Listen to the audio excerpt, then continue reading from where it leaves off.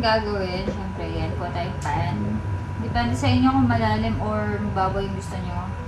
So, lagay natin dito yung pork. Yan. So, pagkaligay natin ng pork, ito yung asin natin. Syempre, tansyahin nyo lang kung gaano kaalat yung gusto nyo.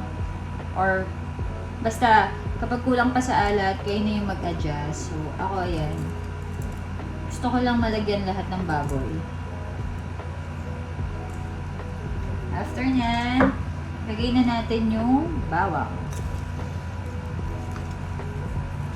Mas maraming bawang, mas masarap. So, 2 bawang to.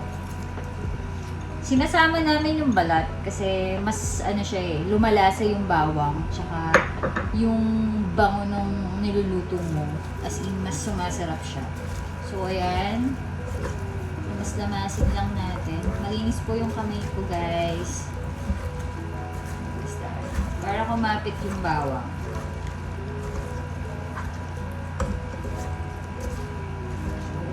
Feeling ko kulang pa ako sa asin.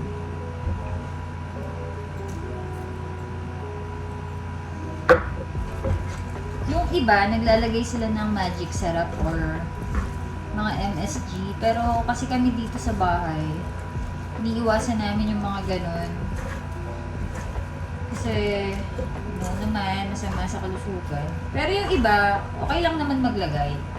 Kung gusto nyo. So, ayan. Pag nakaayos na siya ng ganyan, lagyan nyo siya ng water. Pero yung water is dapat level lang sa pork. Wag din masyadong lalagpas or ano. Yan, depende sa inyo. Pero for me, mas okay yung level lang kasi para ano, tamang-tama lang yung luto. After nyan, buhusan ko na siya ng tubig.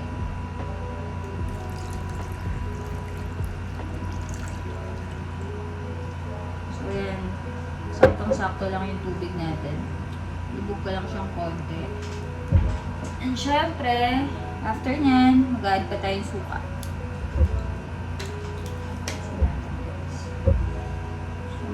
Ako sa paglalagay ng suka, tansya-tansya lang din. So, ayan. Pwede na natin siyang pakuluan. Ay, nga pala guys, ganito, maglalagay ako ng konting oil kasi para mamaya, hindi ko nahahabulin yung init. Nakasabay na siya sa init. And pag na-absorb niya na lahat ng tubig, ano na siya, magkukook na siya ng sabay. Tapos, lalabas din yung mga mantika ng baboy, syempre. Pero konting-konti lang kasi nga mamaya, yung mga mantika niya, mas lalabas pa. So, ayan, konting-konti lang, wait lang.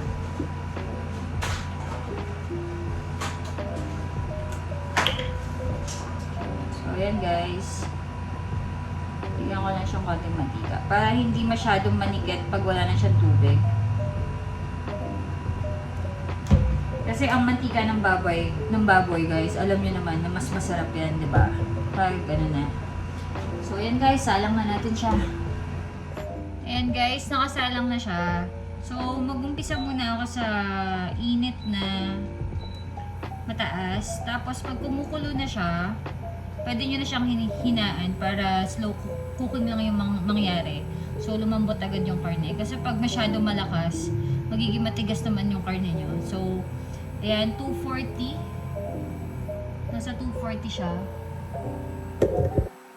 Ayan, 240. So, ayan, pag kumukulo na siya mamaya, unti-unti ko na siyang ihinaan. Takpan natin guys, takpan natin. Ayan guys, kumukulo na siya. So, ayan, kumukulo na siya. Pwede na natin siyang hinaan sa gusto nating temperature.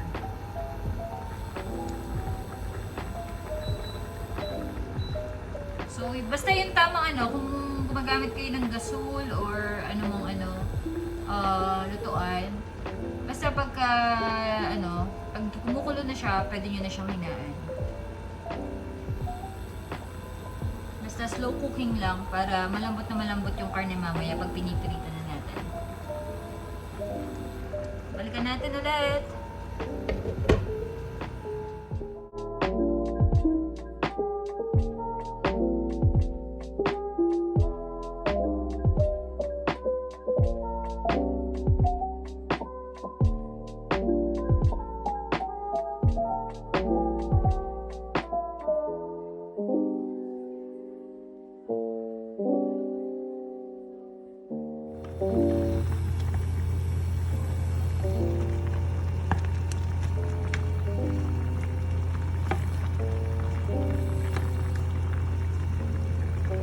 lilipat pala ako ng ng lutuan. Iaalis ko sa induction kasi minsan nasusunog eh, kahit sobrang hina, nasusunog pa rin yung ilalim. So gamitin ko yung yung lutuan ko na may butane. So ayun, para pantay na pantay lahat yung luto at malambot. Kaya nalipat na natin siya.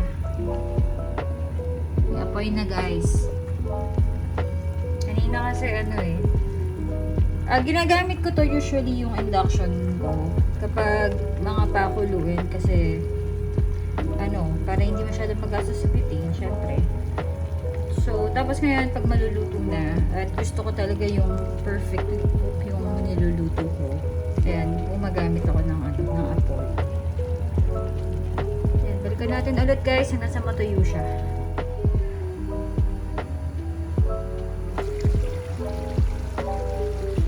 Kita nyo, nagmamantika na siya. Haluin natin.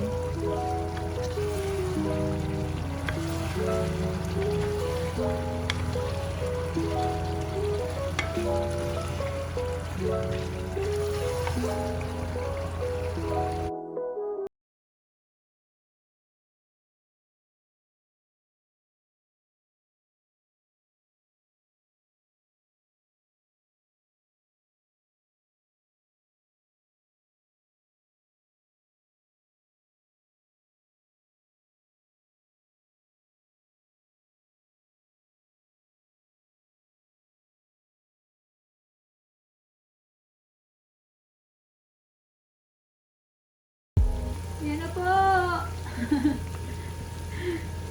Namantika na. Nagiging golden brown na rin siya. Depende sa inyo pag gusto niyo toasted or yung sakto lang. Si Eliza kasi gusto niya yung medyo crispy talaga. So hindi ko lang talaga alam paano siya haluin kasi mapuputukan lalo yan eh. Sharp yan! Sharp yan!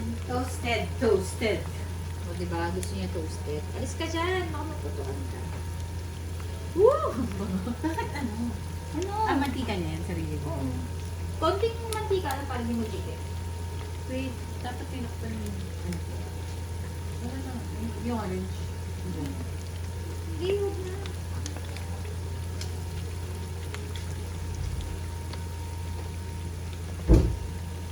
So yan. Try na natin haluin guys. Woo!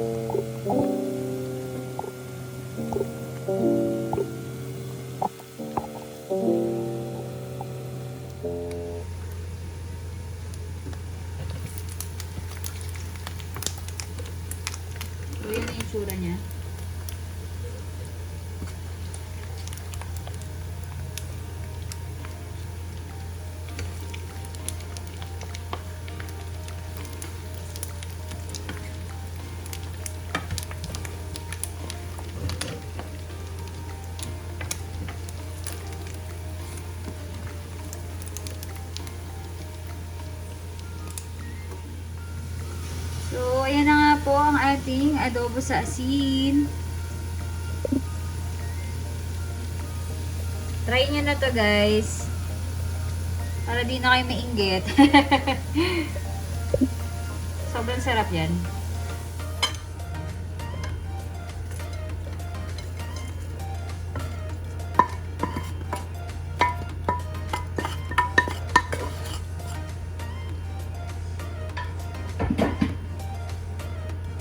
So, ayan na ang ating adobo sa asin.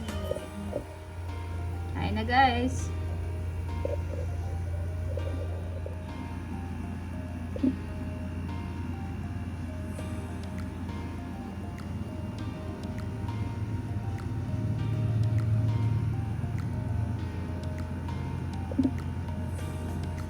Yan na po.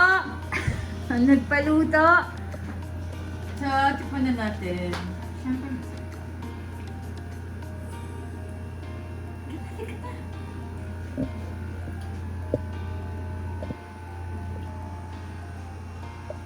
Teka, kamay ah.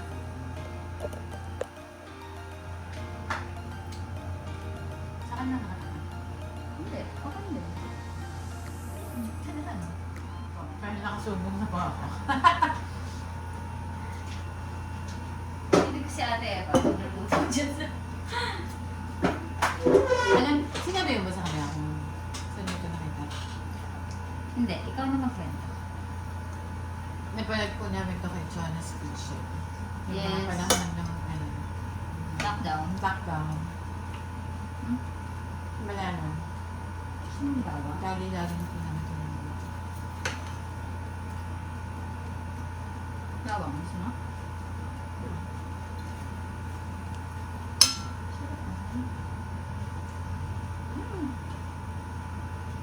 Ba't naman din masarap? Lagi yan nagtatanong kung masarap ba yun. Masarap ba? Sarap ba? May request mo ba kung Marami po nag-ahabang ito sa labas. Naman mo kasi. Nasaan si Shikai? Mercury? Kain po. Tikman mo na. Sabi mo, di ba gusto mo tikman? Hindi kasi siya kumakain ng bagong isda na hindi niluluto. Ang sarap na naman. Ako naman.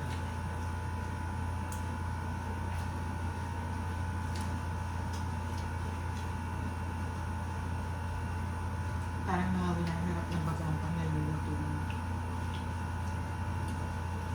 Hindi ko kaya sumasagot. Ah, Nakaganon. Yung nakaganon. Picture ta, nakaganon. mamaya.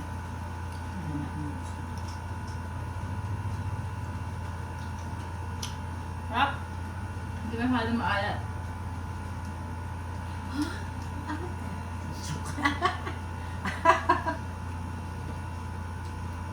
Sarap, di ba? Sarap nga.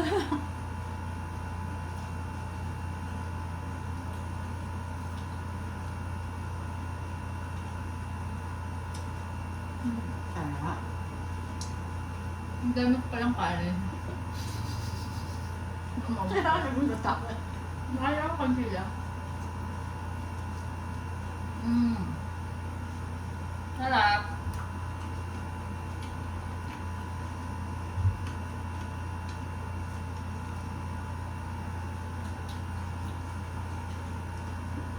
Wala, makikita niyo po walang kamatis. Wala po yung mga kamatis namin sa Wala naman po yung mga kamatis sa rep. May nag-ninja na naman po.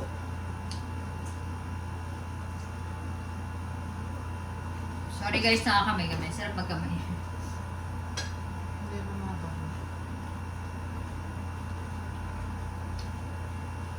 Sarap yung bago. Tuloy ko na.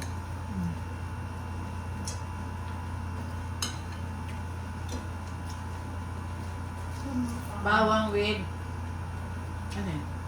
Balat. Sinabi ko.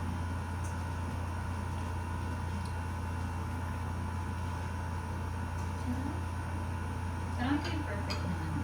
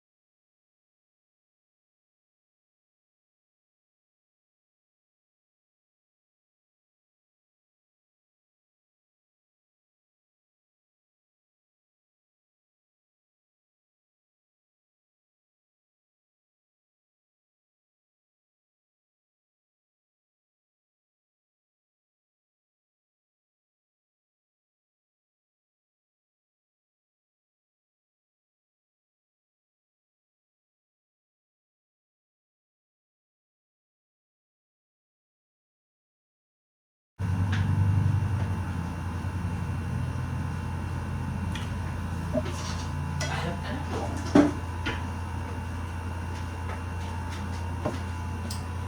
po, busog na busog ako. Maraming salamat sa panonood. See you next video. Bye.